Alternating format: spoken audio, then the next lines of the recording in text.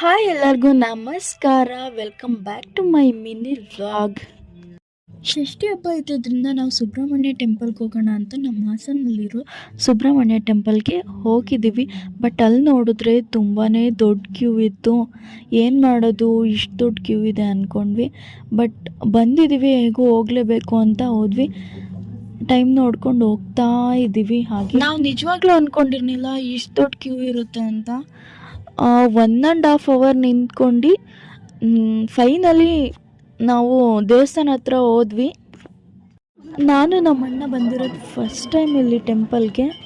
ನಾವು ಬಂದೇ ಇಲ್ಲ, ಹಾಸನಲ್ಲಿದ್ದು ಬಂದಿಲ್ಲ ಈ ಟೆಂಪಲ್ಗೆ. ಫೈನಲಿ ದೇವಸ್ಥಾನ ಒಳಗಡೆ ಎಂಟ್ರಿ ಆದ್ವಿ.